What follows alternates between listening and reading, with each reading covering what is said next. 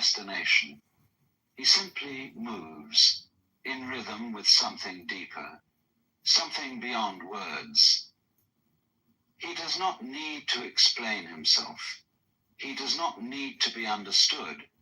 He simply is, and that is enough. The man who walks alone is not bound by the distractions that consume others. He is not pulled by the endless demands of the world, nor is he caught in the cycle of seeking and being sought. He understands that most of what people chase is fleeting. Status, validation, security, things that dissolve like mist when examined closely. And so he does not chase. He moves with an awareness that most never cultivate. A quiet understanding that there is nothing outside of him that he truly needs. There is a kind of patience in his steps, an unshaken presence that does not rush, does not hesitate. He has no need to arrive anywhere because he knows there is nowhere to go. The journey is not towards something, but into something, into himself, into the vast silence that most fear. This silence is not empty, not void of meaning, but full, brimming with depth that only a few will ever touch. It is in this silence that he begins to hear, not with his ears, but with something deeper, something older than words. Most people live their lives in a constant state of resistance. They resist discomfort, resist loneliness, resist the unknown. They fill every moment with noise, with movement, with distraction, terrified of what they might find if they were to stop. But the man who walks alone does not resist. He does not run from solitude, does not shrink from the vastness of existence. Instead, he allows it to wash over him, to carve him into something raw and unshaped, something real. And in this surrender, he discovers something that cannot be given, cannot be taught. He finds an intimacy with the world that no amount of attachment can bring. He sees the wind for what it is, not as something passing through, but as something alive, moving as he moves. When you shop in the Jewel Osco app, you can count on prices that are the same online as they are in store. Even when you can't count on teenage appetites staying in the budget.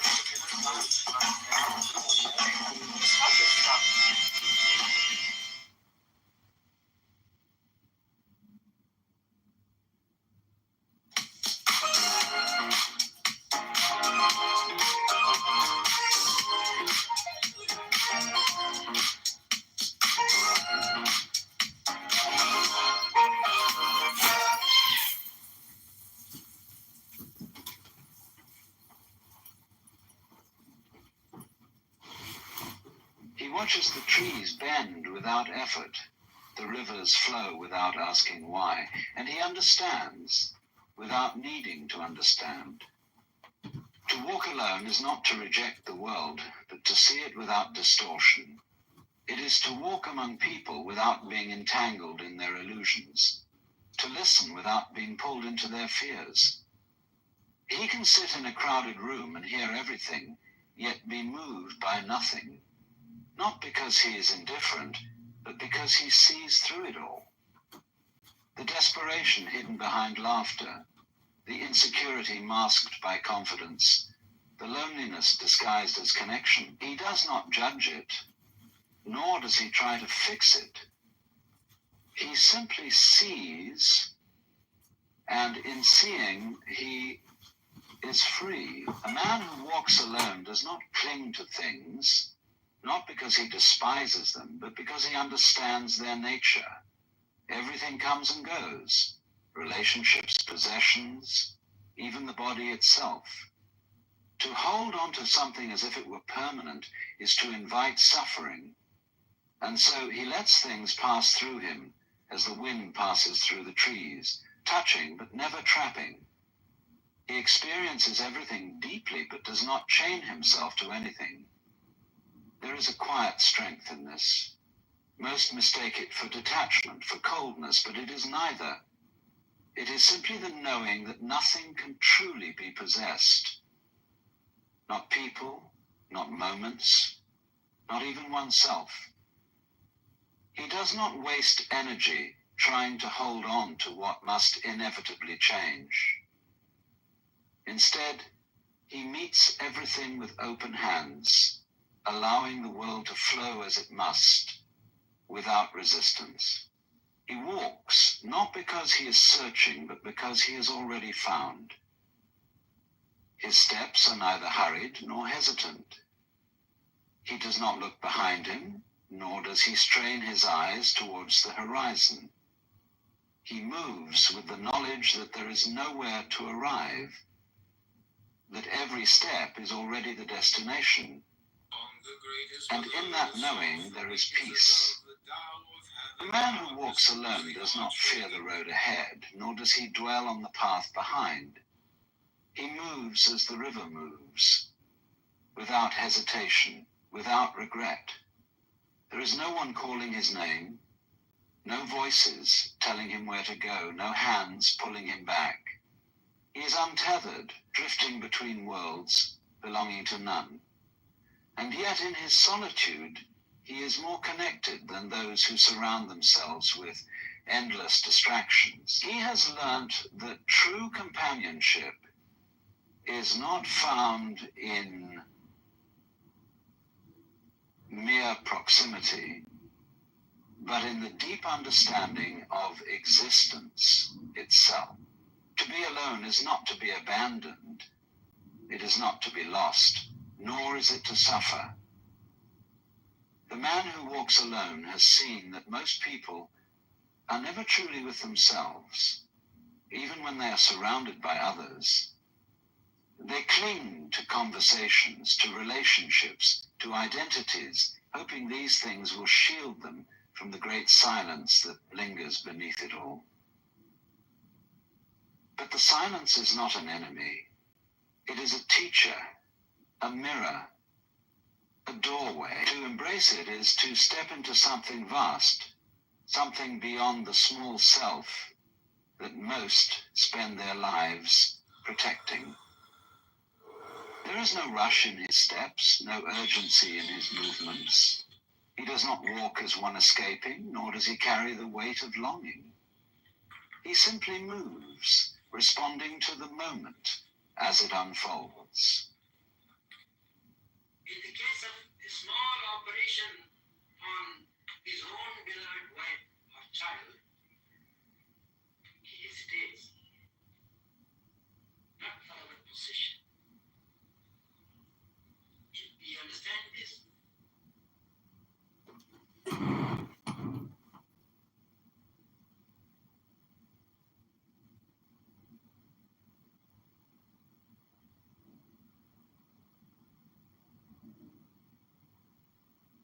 Ladies and gentlemen, do you ever notice the voice inside your head? The endless chatter, the constant dialogue, the inner narrator that never seems to be silent. You talk to yourself more than you talk to anyone else. Yet, have you ever stopped to ask, who is doing the talking and who is doing the listening? The mind is a restless thing. It moves from one thought to another, jumping between memories of the past and worries about the future, rarely stopping to just be. And yet, most people never question it. They assume that this constant stream of thought is who they are. But if you are the one speaking in your mind, then who is the one hearing it? This is where things become interesting. Because the moment you step back and observe your own thinking, you realize something profound. Your thoughts are not you. They appear and disappear like clouds in the sky, forming patterns, telling stories, creating illusions. One moment your mind tells you that you are brilliant, that you can do anything. The next, it whispers doubt, convinces you that you are not enough, that something is missing. It contradicts itself constantly, and yet you believe it every time. But if you are the one observing these thoughts, then clearly you are not them.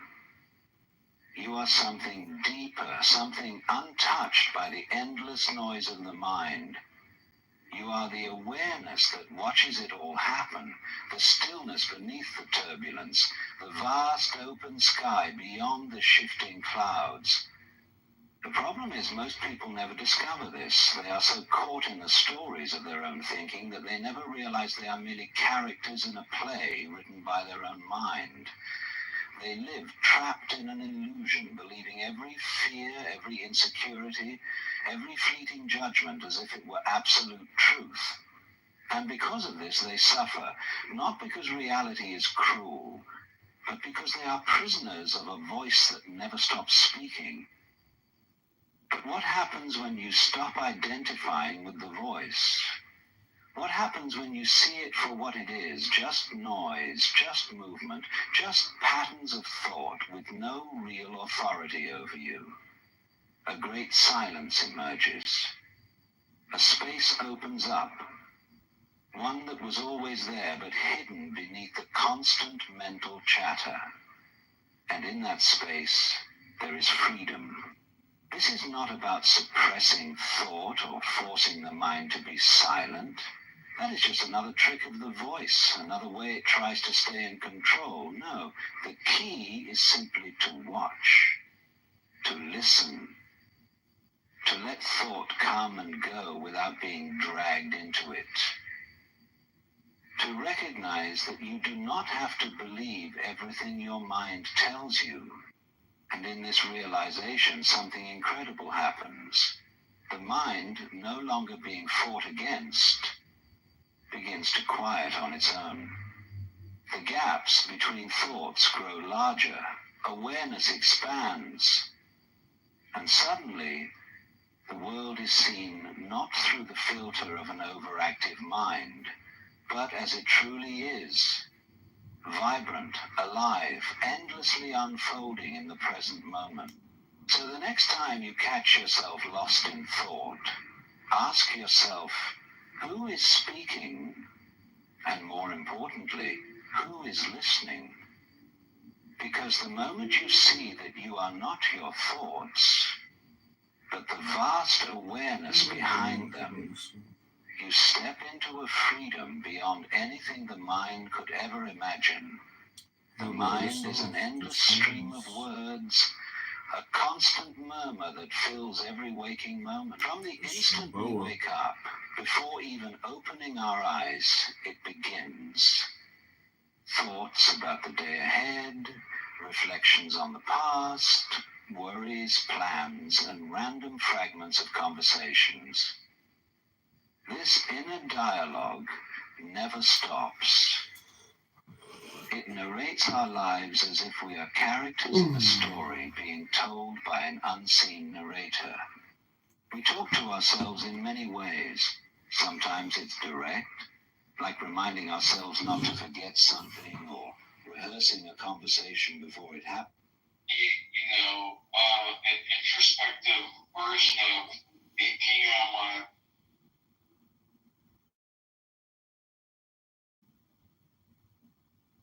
It was retarded.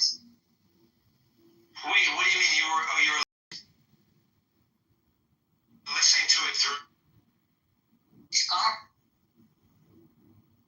He's gone. I mean, a lot of people.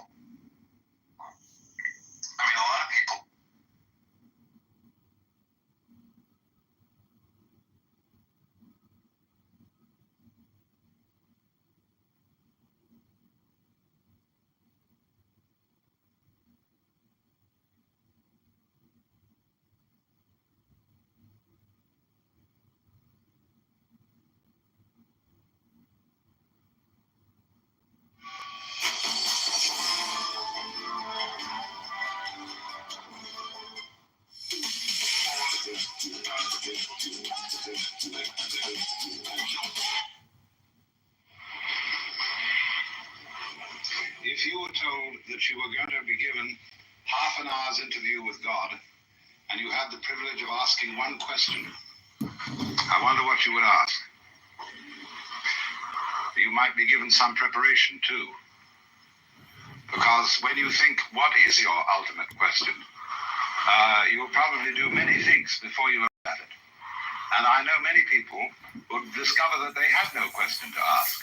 The situation would be altogether too overwhelming. But many people to whom I've put this problem say that the question that they would ask is, who am I? And that is something we know very little about. Because whatever it is that we call I is too close for inspection. It's like trying to bite your own teeth, or to touch the tip of your finger with the tip of the same finger. And although other people can tell you who you are and do, they only see you from the outside, as you see them from the outside. You don't see from the inside. And so the nature of what it is that we call I is extremely puzzling, because there is some confusion as to how much of us is I. We talk in ordinary ways about my body, my feet, and when we go to the dentist to have our teeth fixed, we regard him rather as a mechanic. Like you take your car to the garage, so you take your body to the surgeon or the dentist or whatever it is to be fixed, have the parts changed or something of that kind. And they're really getting to work on that now. And so the question is, when somebody has a heart transplant, that sounds very radical, because we say, in my heart of hearts. But nowadays, most of us seem to feel that whatever it is that I is located in the head. Somewhere behind the eyes and between the ears is the center. And the rest of us is an appendage, a vehicle, which carries the self around.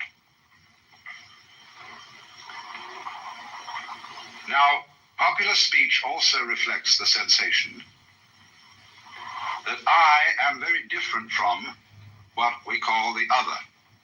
Other people, other things, anything that we can become aware of is sort of other. There is an opposition, apparently, between the knower and the known. And so we talk about facing reality. We talk about coming into this world as if somehow we didn't belong. As if instead of being leaves growing out of a tree, we were a lot of birds that had alighted on bare branches. And it has become common sense for most people living in the 20th century today to adopt the 19th century philosophy of science,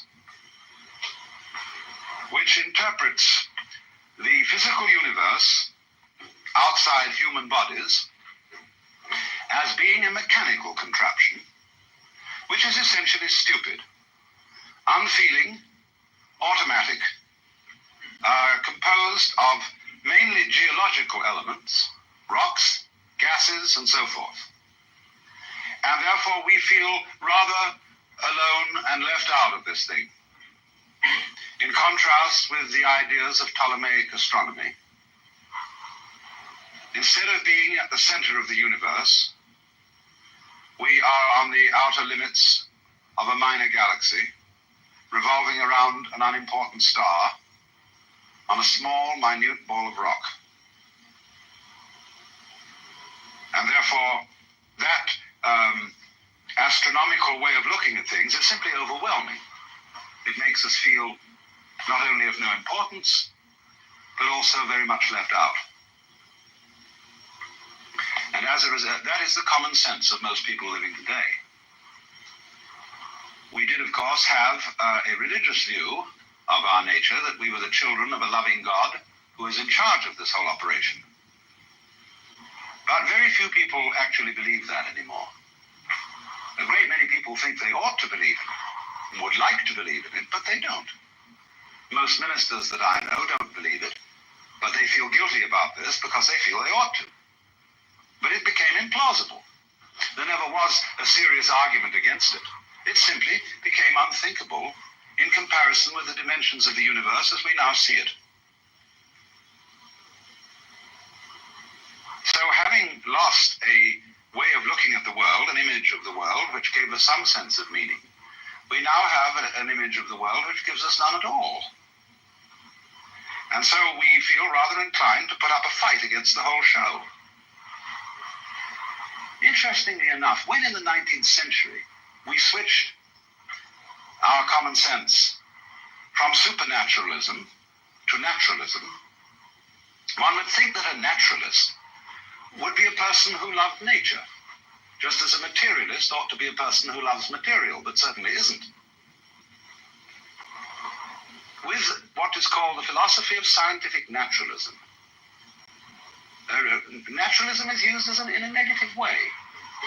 It has nothing to do with being natural. It has something to do with being not supernatural, merely natural. And all sorts of phrases were coined in that epoch, which I would call put-down phrases.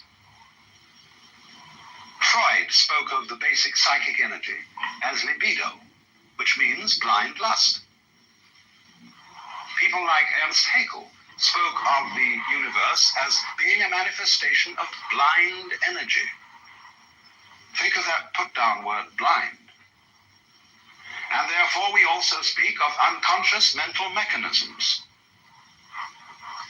And the very word unconscious, as being the deeper aspect of our psyche, is a negative word and a put-down word.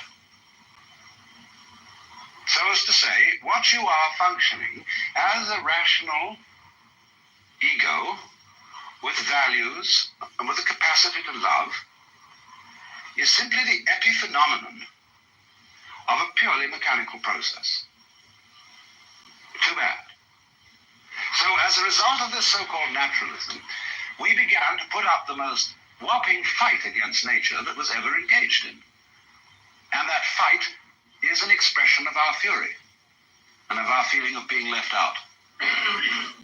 So that the technological experiment, which became possible as a result of the mechanical sciences, has largely been conducted in a spirit of rage.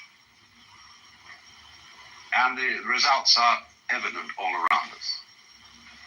Here in Palm Springs, you are gradually getting all the smog from Los Angeles. This great cloud of poisonous gas put up by a city which is exemplary in this whole civilized world for fouling its own nest. Perhaps only Calcutta could be a bit worse.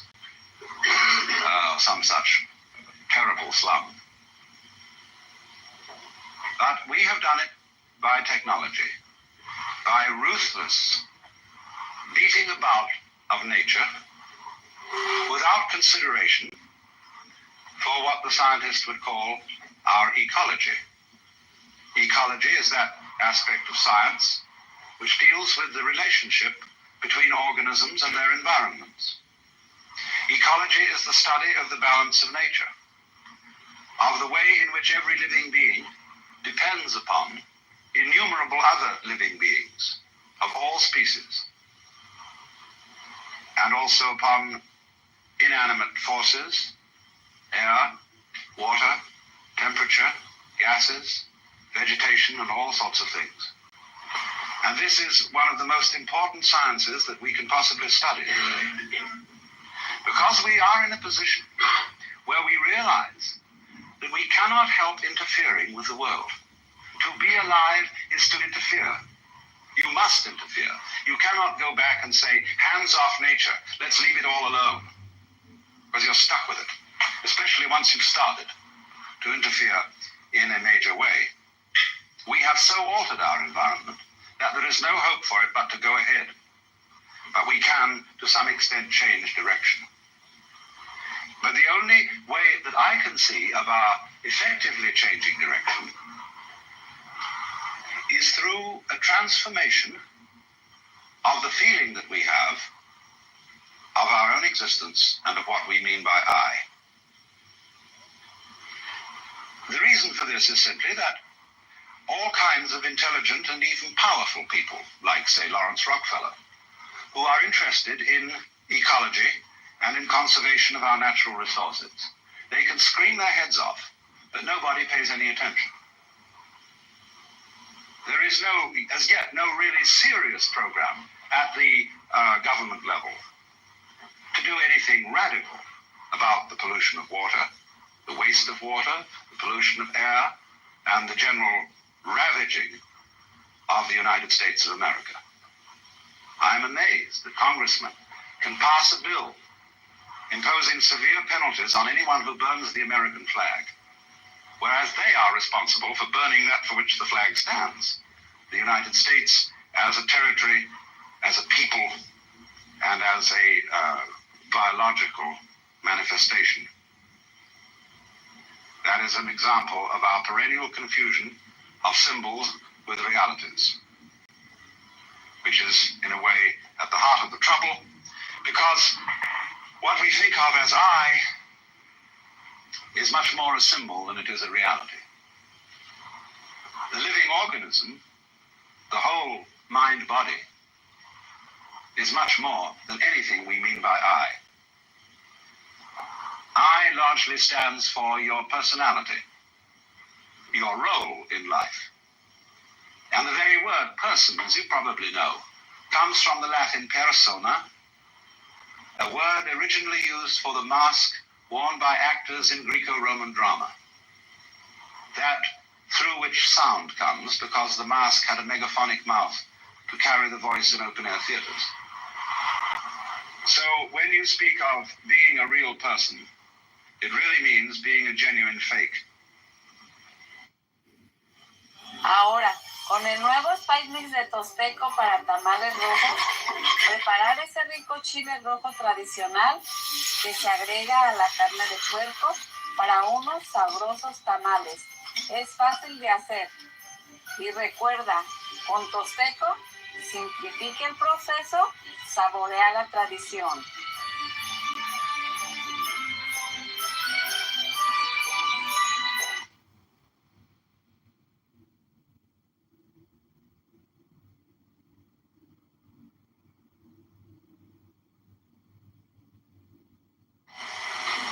Because the personality is only the front. What is behind it? Well, of course, the organism is behind. The whole organism. And we must be very careful not to confuse the organism with various symbols that we have for it, because those symbols can be extremely misleading. If we say the organism is the body, what we usually mean by the body is an impoverished meaning. When we speak of my body, that is to say my vehicle, my physical automobile, that is an unenriched meaning of the word body. Because what you really are as a body, as a living organism, is not some sort of separate existence coated by a skin which divides you from the rest of the world. Shakespeare has King John saying to Hubert, "Within this wall of flesh there is a soul, counts thee her creditor." Within this wall of flesh, the skin considered as a barrier, when actually, from a biological point of view, the human skin and all skins are osmotic membranes. You know, when you get something by osmosis, by sort of soaking it in. So in the same way, one's skin is a spongy construction, full of holes, full of communicators, nerve ends. And your skin is simply a vibrating membrane through which the so-called external world flows into you and through you.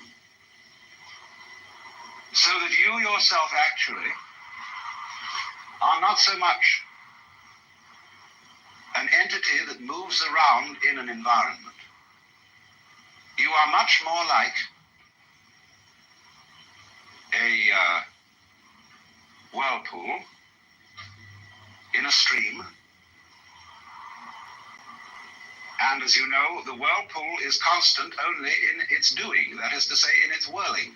And you can recognize individual whirligigs in a stream. But the water is flowing through them all the time. They are never the same for a second.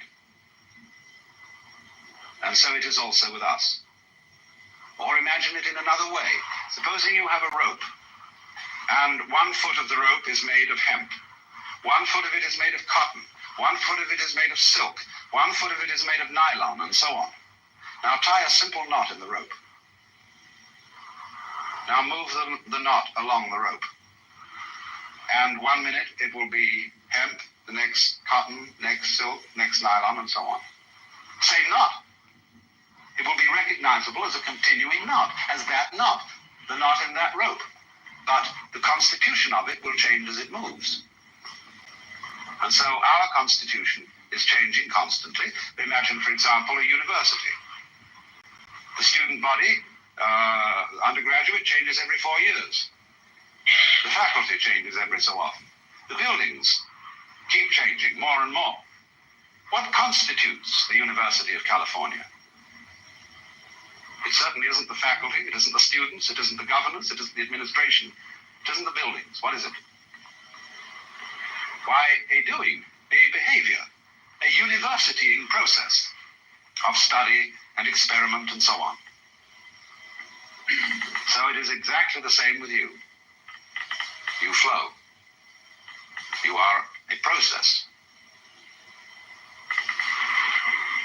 But how do we draw the line about this process and its relationship to all other processes? We find that a very difficult thing to do the more you think about it. If you really felt with your whole organism, instead of just with that part of it called conscious attention, you would become aware of this flowing fact. And you would get a very strange feeling, which at first might frighten you. It is possible, of course, to have this feeling. But the feeling is like this.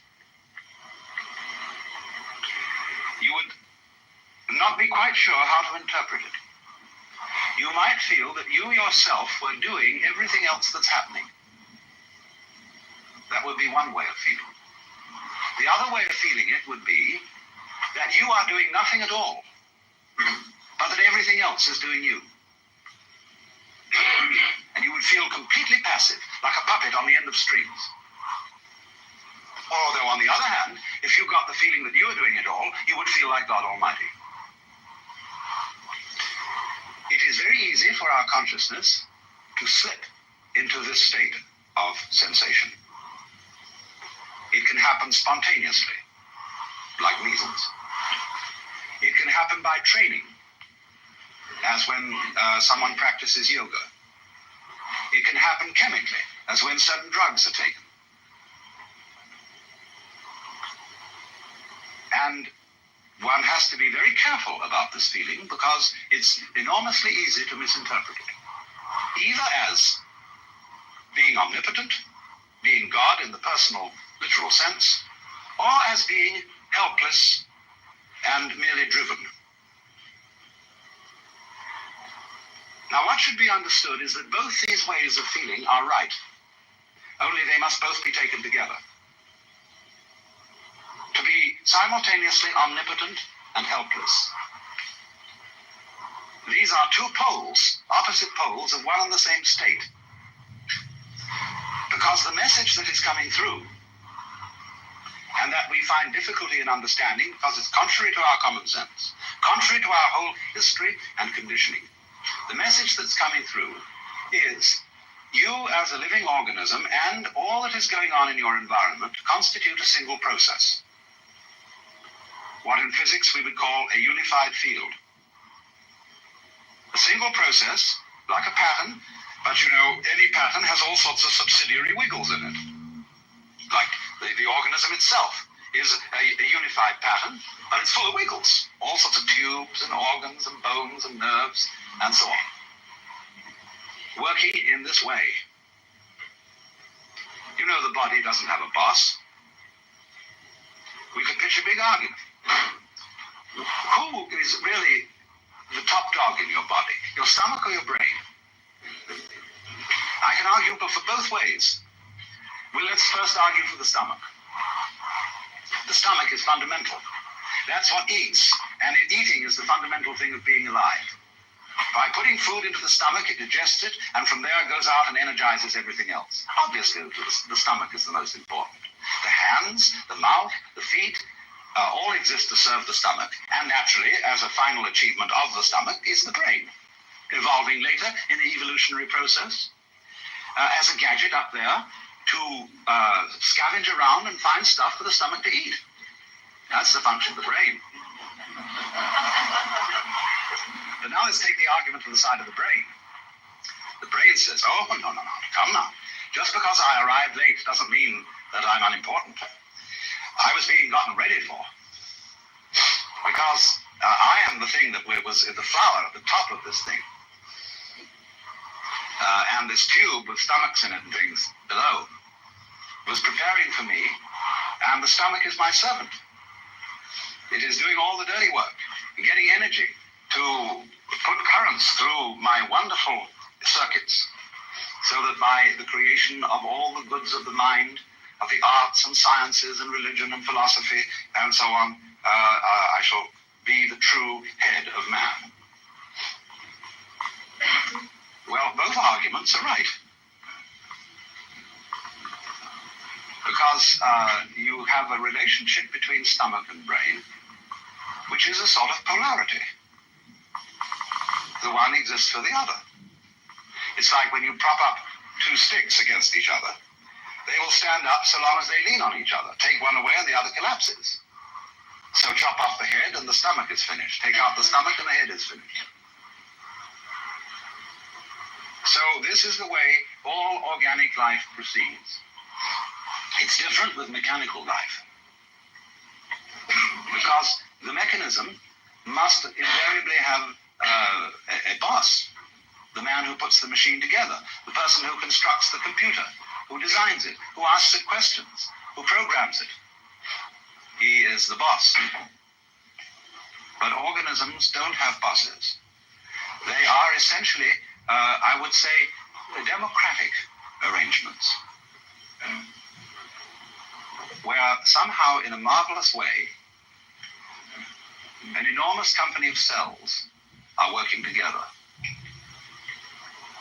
But that isn't the way. The body wasn't sort of one day a lot of cells all crept together and said we're a body. That does sometimes happen in the biological domain, but much rather this. When you watch the gestation of a mammal, you see first of all a very simple little organism which swells. And as it swells, it becomes more and more complicated from within. No parts are added. Nothing is screwed on. There's no welding done or anything like that. It bulges. And of course, it does absorb material, but it transforms it. But all of it works together at once, like the legs of a centipede. Like you work all together at once. For you see, when we come down to it, you think you decide things, but you don't know how you do it. How do you open and close your hand? You can decide, I will now open my hand and do it, but you don't know how it's done. And yet, in a sense, you do know how it's done, because I say, I know how to open my hand, but you don't know in words. You can't explain it. Still less can you explain how you see. Still less can you explain how you are conscious. How are you an ego? Well, you don't know. Because the springs of being conscious, of being an ego, are outside the surveillance of consciousness. They're somehow underneath. And that lets the cat out of the bag at once. Because you see that what is I is something very, very much deeper than the superficial consciousness. And what you call I, in the sense of the voluntary willing center, ego, has very little to do with it. You are just a watchman on top of the mast, or a radar on a ship that is scanning the environment by conscious attention, looking out for trouble, or looking for food. The real you is much too complicated to think about. Supposing when you woke up in the morning, you had to switch yourself on. That is to say, you had to, by an act of conscious attention, to go through your brain and turn on all the synapses necessary for wakeful life. It'd take you hours.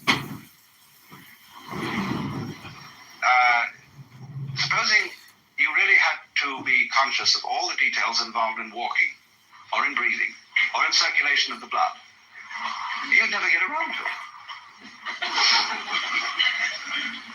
So you see, when we inspect the physical world with conscious attention, the first thing that strikes us is that the physical world is extraordinarily complicated. How can it possibly be organized? But actually, the physical world is not complicated at all. What is complicated is the task of trying to describe it in words, or of trying to figure it out in numbers. Because that is analogous to the task of, say, removing the water from the Pacific Ocean into the Atlantic with a beer mug. We can only take one mug at a time. And so we say in popular speech, you can only think of one thing at a time. That's not exactly true, but what it reveals is that thinking, that conscious thought, is a kind of calculus in which we understand things bit by bit. And it leads us into the superstition that things really are bits. Now, when you eat chicken, of course, you have to bite it, and you take it in bits.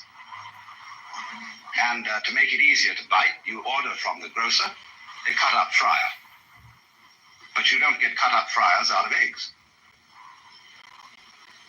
Because you see, although we can speak of a chicken, an egg, or a body, it is not actually a bit.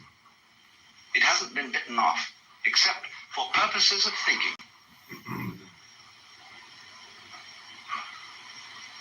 Now,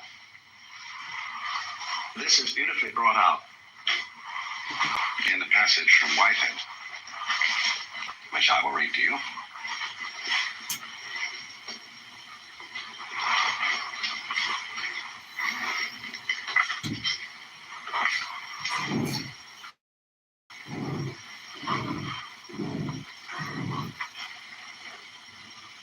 He's discussing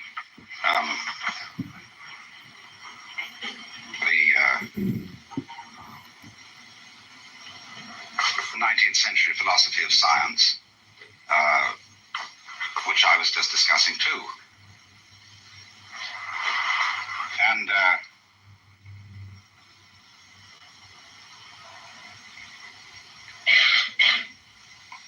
he's saying in this philosophy,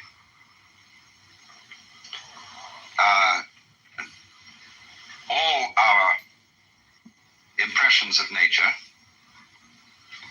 are simply products of our minds. Nature gets credit which should in truth be reserved for ourselves. The rose for its scent, the nightingale for his song, and the sun for his radiance.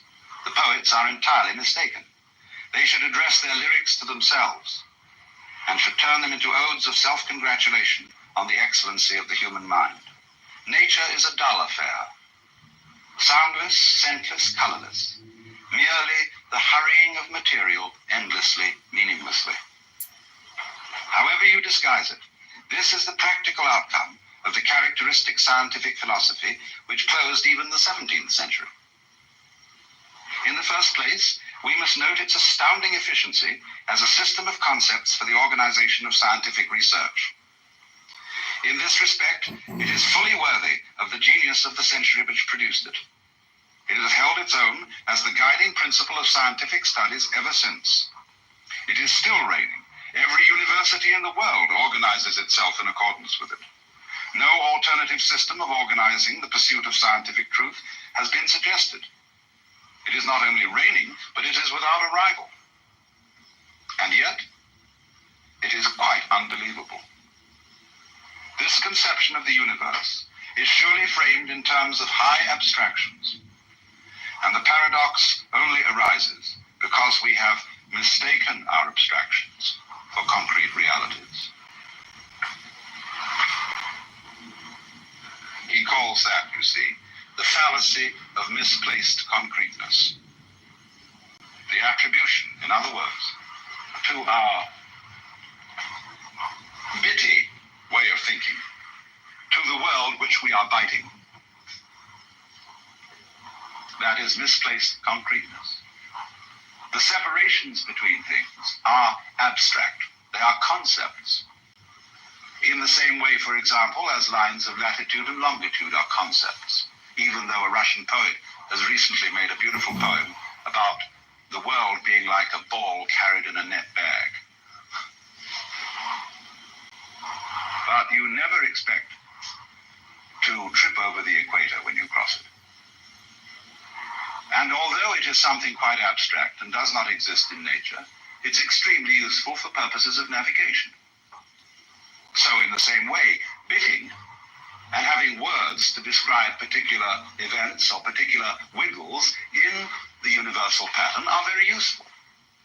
But they are very dangerous when you confuse things with natural events.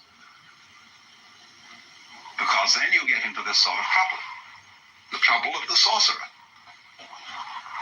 The surgeon, who is too much of a specialist in one organ, runs into that organ and alters it and does what he considers a better mechanical job than the Lord did. But then he discovers, to his dismay and the even greater dismay of his patient, that the operation has unforeseen consequences in some other part of the organism because he didn't realize the connection. When likewise we object to certain insect pests, we say, get rid of them. DDT. And so then we found we got rid of something else we didn't want to get rid of. And worse still, that this insect that we didn't like was doing a job for us in some manner of which we weren't aware, and we only become aware of it, and suddenly we find ourselves covered with another kind of fly altogether, or with some sort of bacteria which this insect kept down. Watch it, watch it, watch it, because nature does not consist of separate things which you can just pull out like parts from an engine. Take the case of bees and flowers. We always use the bees and flowers to explain fundamental things about life. But we're going to go deeper than sex this time. Fascinating thing about bees and flowers is they are very different looking things. A flower sits still and blooms, and it smells, or stinks to be correct. The bee moves about and buzzes, but they are all one organism. You don't find flowers without bees. You don't find bees without flowers. They are just as much one as your head and your feet, which also look very different. So in that sense, you see, we are one with the incredible complexity of processes and wiggles upon which we depend. Although to say upon which we depend is not quite accurate, because that separates us from it, as if I were hanging onto a beam and depending on it. It isn't like that. You don't depend on it, because it depends on you. It's a mutual arrangement. And it isn't that one bit of this sort of came first, although that sometimes happens. But it's always there in potentiality, what came later. But it's rather in the same way that when a flower opens, you see all the different petals extending simultaneously, especially when you watch a fast motion movie of a flower opening. And so in the same way, there is a simultaneous arrival or evolution of the human organism and the human environment. And thus, biologists speak about the evolution of an environment as well as the evolution of an organism in it. In other words, human beings could not have appeared on this planet until its temperature had lowered to a certain degree, until the atmosphere contained certain gases as a result of vegetative development. And then the environment became evolved enough for human beings to appear in it. Evolved enough, I'll say something further, intelligent enough for the appearance in it of intelligent beings. For your environment is intelligent. Otherwise you couldn't be.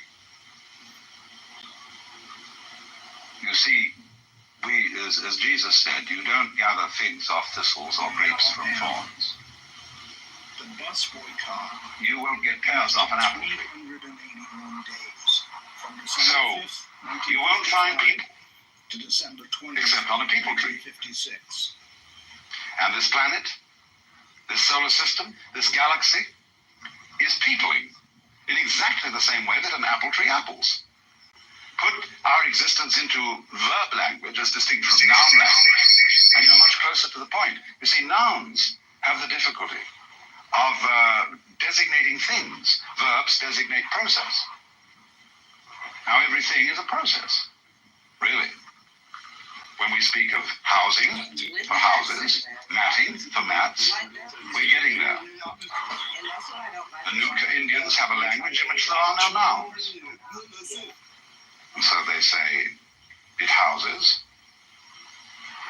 and then they add an adverb to show whether it houses religiously, homily, or marketingly. And so they see the world as the flow. What is it that houses?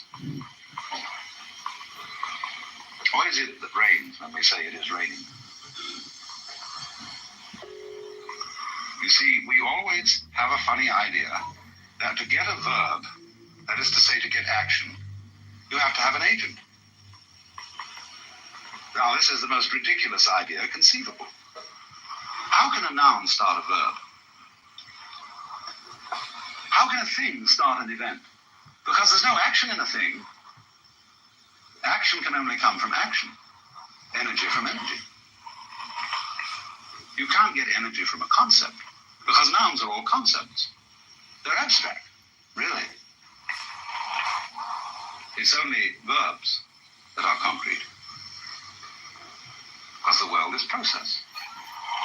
Now, common sense insists that the pattern of the world must be made of something, because we still think with Aristotle's common sense, or with the imagery of the book of Genesis, where God made Adam out of the clay. In other words, he made a clay figurine and breathed breath into it, and it became alive.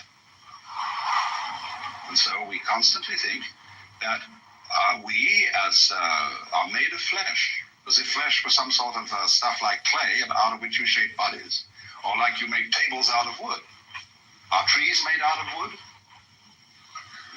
What a ridiculous question. Trees are wood. They're not made of wood.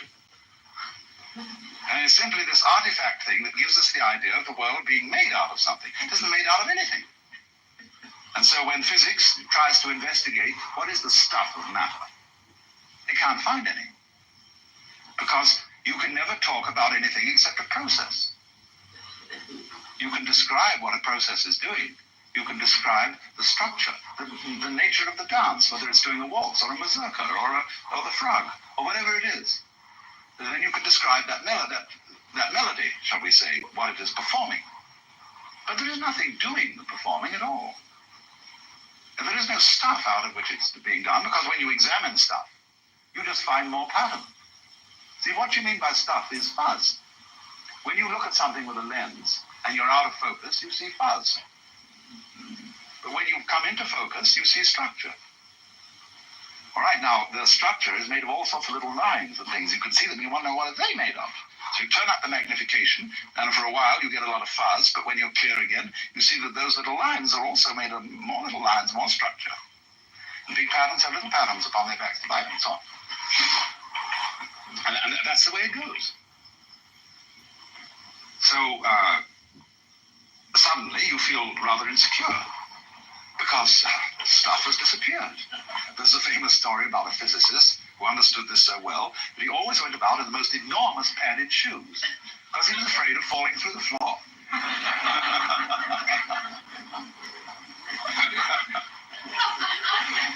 what's happened? Just look and see what has happened to us. If we go through everything that I've been saying, we find, first of all, that the thing that we thought was I is nothing more than a social institution. Just like the equator, or an inch. And to mistake it, to reify it, as Whitehead would say, is the fallacy of misplaced concreteness. It's strictly a hallucination. And any certain amount of psychological self-exploration shows this to be the case. For what we are is the organism. And what the organism is a transactional interchange between the organism and the environment. It's not quite correct to say you're doing it and it's doing you. Because, see, Whitehead, in describing the scientific philosophy, saying, for example, that blue is entirely our projection on the sky, he's half right, you see. Those scientists he's talking about are half right. But the part of it that is left out of consideration is this. True, you, with your optical nerves and eyes, transform the sky into the blue feeling. But without the sky, you wouldn't have any optical nerves. It works both ways, you see. Without the air, whose density gives the blue effect. It's mutual. You do it, and it does you. But that's, just, as I said, a two-way, a clumsy way of talking about it's all one process, a unified process.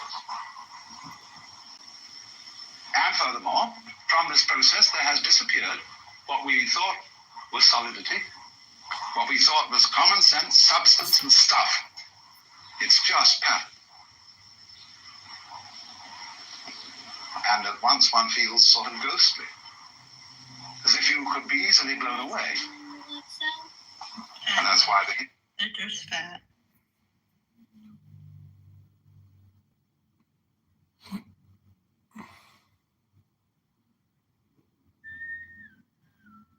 It's a beautiful day. Damn it. It's fucking freezing again here. Like frigid. It's like 72 degrees. You know, I've got a cotton field bottle. Sociological derivative of the Assyrians. No, I don't think it was unrelated. I'm pretty sure that the name was Assyrians, but like as the Greeks understood it in the translation, they thought they thought simply meant like a person from. So Assyrian to them translated as person from Syria. So you're answering something I didn't say. What I meant unrelated was that the people of Syria are not necessarily related to. Yeah, he was accidentally modded in a room because someone thought he was the other one. I was laughing so hard this morning. Is Yaakov here? I mean, I kind of like Yaakov. I know. Argue. And I just remember many people in the diaspora using it quite a lot during the invasion of Ukraine. So I want to probably say it came online at the end of 2022, because a lot of people left this platform, moved over there, or would stream from one to another. But the utility isn't great, and he hasn't done anything to it. It was very evident when he took over which engineers he let go of first, and those were probably people on Twitter Spaces, because it's clunky, your phone overheats, the audio is temperamental, and yeah, but people love it. Some people love it.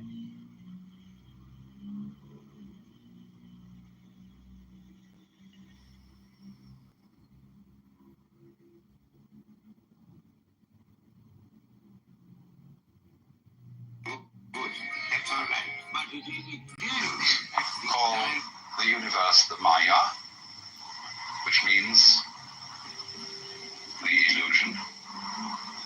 Don't forget, the illusion is related to the Latin word ludere, to play, solo play, big act. It also means magic, as in the conjurer's creation of an illusion. It also means creative power. It also means art. Finally, it means the divine power. The Maya of the Lord. Lord is a bad translation of Bhagavan. Just the divine one. The Lord means boss in English. The name goes down to do it that way. When you shop in the Jewel Osco app, you can count on prices that are the same online as they are in store. But now you see, I've arranged this general introduction, which I'm afraid will be familiar. Some of you have attended my seminars before. But I've arranged this general introduction to raise the question, all right, if that's the way it is, how on earth are we going to arrange a transformation of man's consciousness so that he'll know it? Not just in theory, but something he feels in the same way as you feel what you take to be I at the present moment, confronting an external world. How will you transform that sensation? Because if you don't transform that sensation, you'll not ever be fit to use technology. We shall continue to use our technology in a hostile spirit towards the external world, and we shall wreck the external world. We're busy doing it now. There is no necessity to abandon technology. We can't do that. But we can certainly use it in a different spirit. I have just been in the island of Ceylon, which is a garden, a beautiful, beautiful place, but it's completely undeveloped from a technical point of view. And it's in very bad economic circumstances because nobody wants to buy natural rubber anymore. There's no foreign exchange. It's very peaceful. But the change has got to come. So I discussed with one of the high members of the government the possibility that we could set up in Ceylon an experimental station, which would serve not only India, eventually in Africa, but us too. An institute of ecological technology, where we could, in that experimental island, work out ways of production, of mechanization, automation, and so on, which would not ruin the island. And you have to do that sort of thing with a certain dedication, because one of the reasons why we make such a mess with technology is that the shareholders in any given corporation want to make a fast buck. Now, there's nothing wrong, you see, in wanting to be rich. There's nothing at all wrong in being rich. In fact, I think the world without rich people would be extraordinarily boring. The point is, you have to understand what riches are. And they are not money. Riches are land, clothes, food, houses, intelligence, energy, skill, wine, forests, gardens. Those are riches. But when you're concentrating, you see, only on making wealth, it doesn't occur to you that you're not really getting rich. You're just impoverishing yourself. It's like, when you up prices, the value of the dollar goes down. You're able to sell that race on the trade. The faster it moves, it doesn't get any more people because it moves at the same price.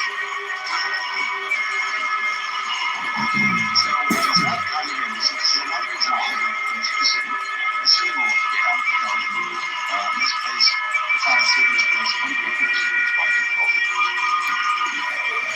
So we should devote the rest of the seminar to discussing the various ways in which these proposals that may bring about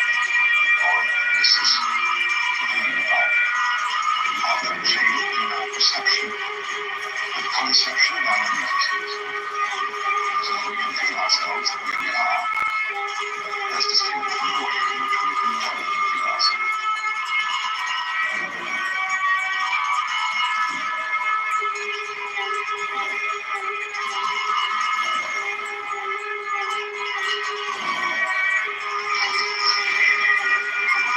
If you were told that you were going to be given half an hour's interview with God, and you had the privilege of asking one question,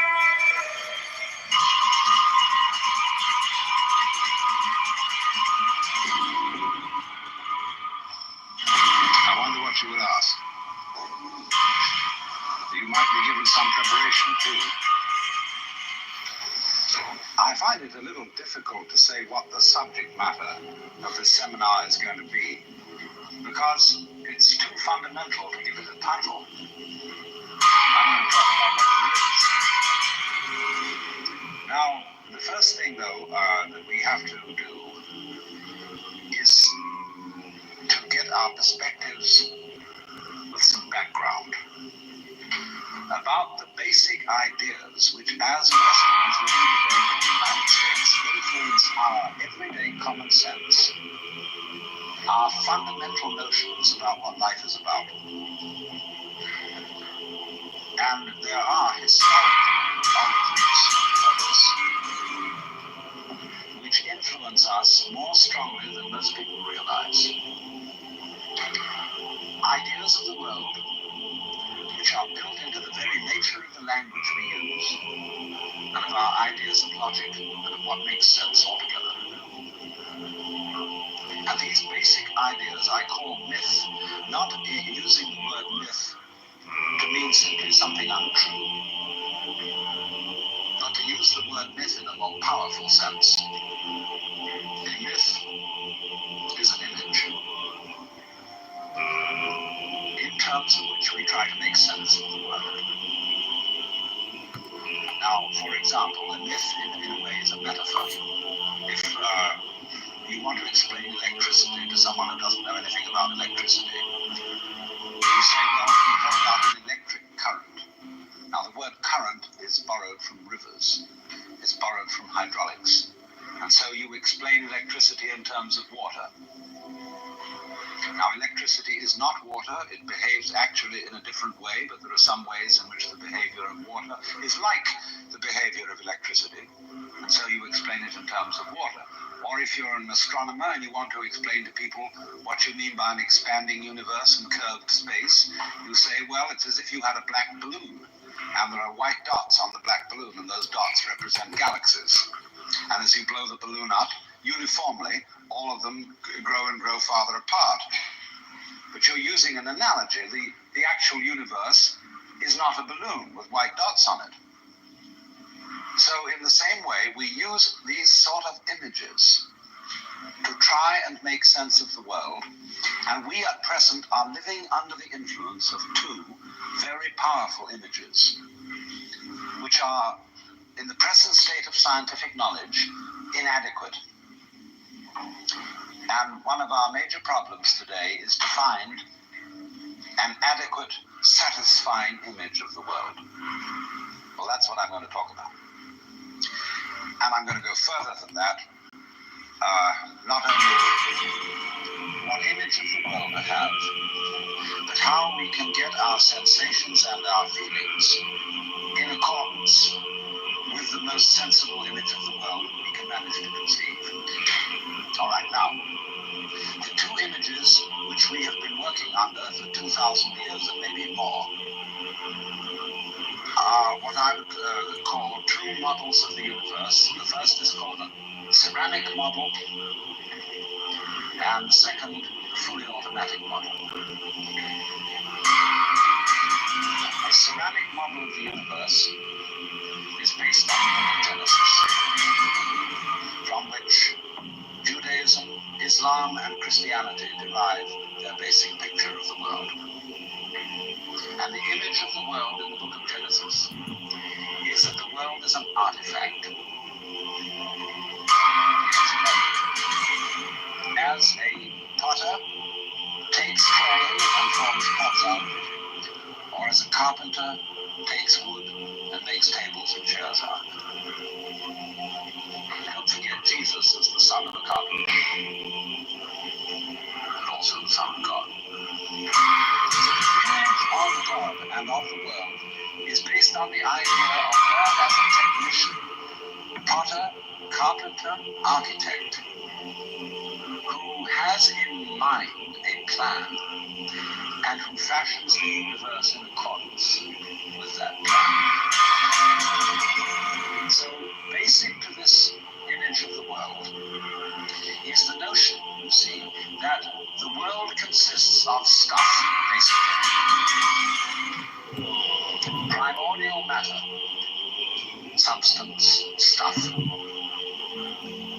parts of nature.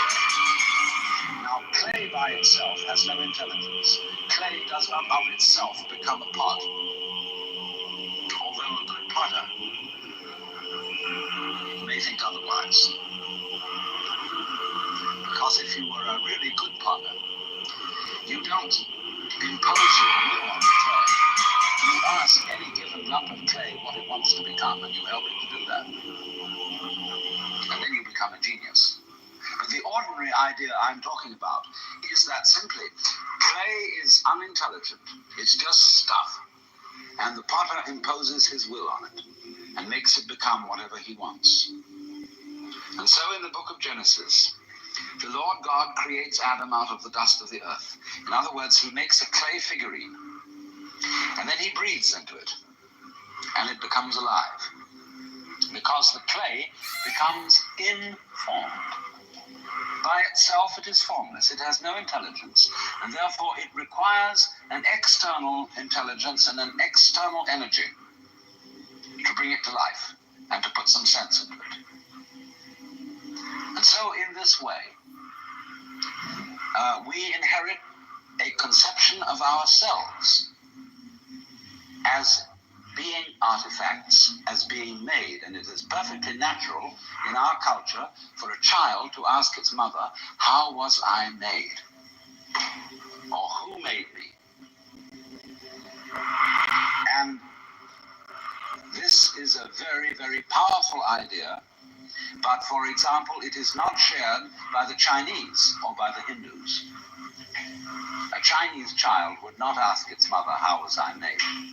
A Chinese child might ask its mother, how did I grow? Which is an entirely different procedure from making.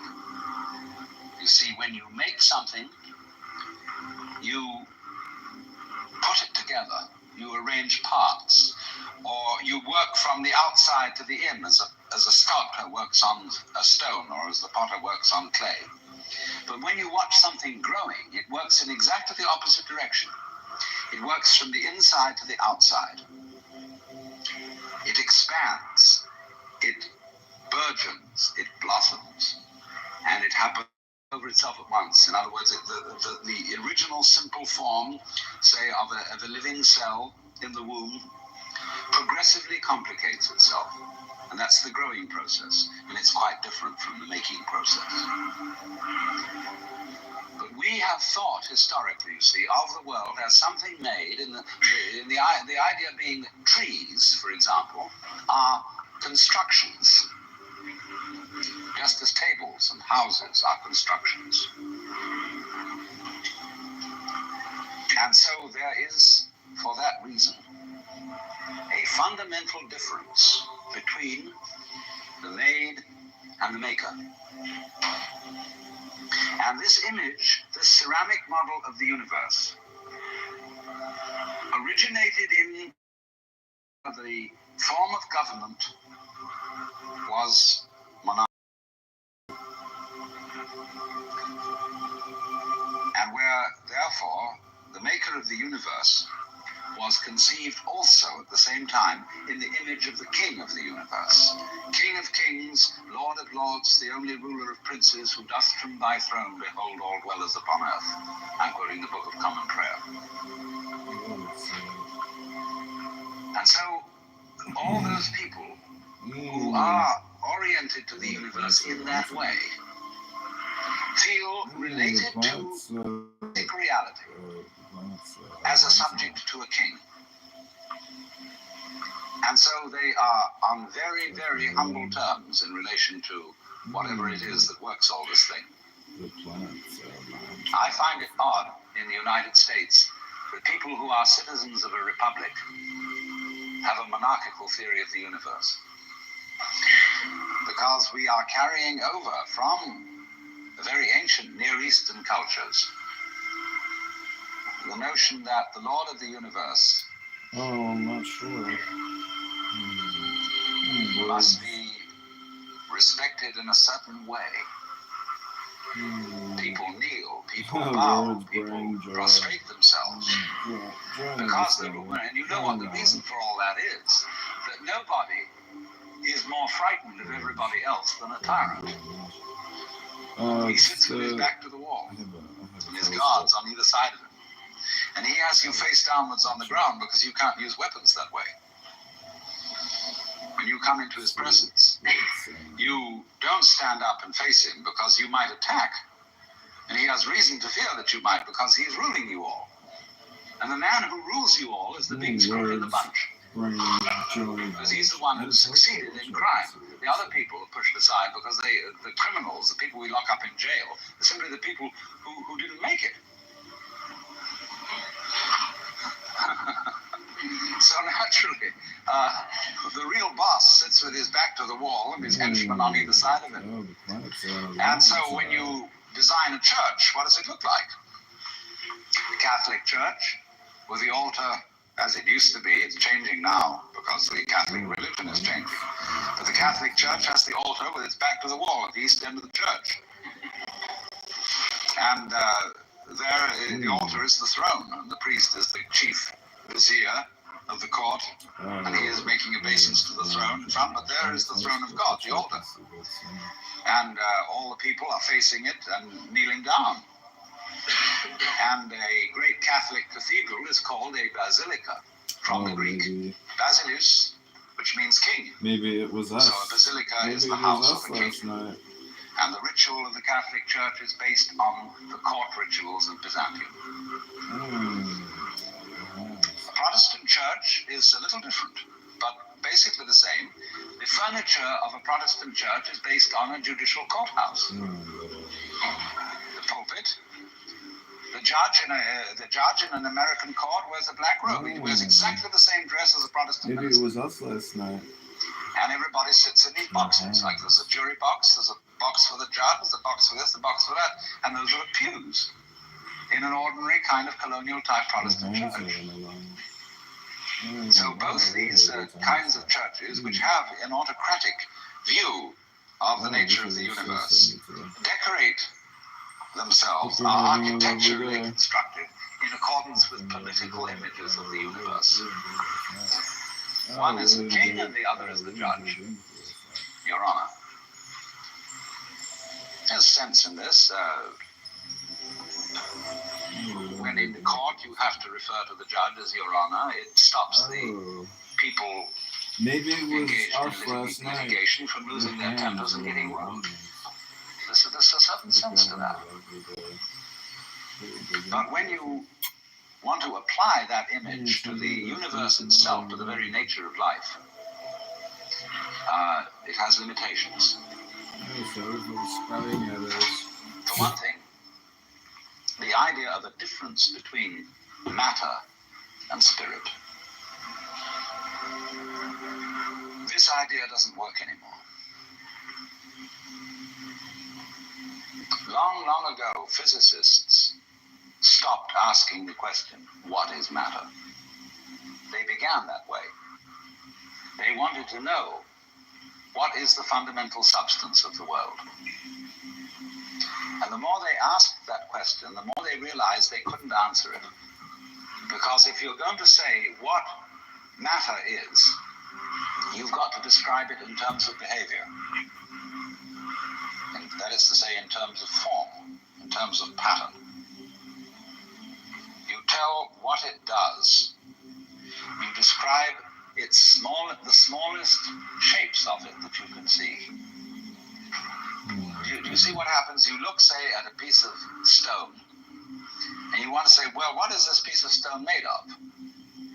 Well, you take your microscope, And you look at it, and instead of just this block of stuff, you see ever so many tinier shapes, little crystals. So you say, fine, so far so good. Now what are these crystals made of? And you take a more powerful instrument and you find that they are made of molecules. And then you take still more powerful instruments to find out what the molecules are made of, and you begin to describe atoms, electrons, protons, mesons, all sorts of sub-nuclear particles. But you never arrive at the basic stuff, because there isn't any.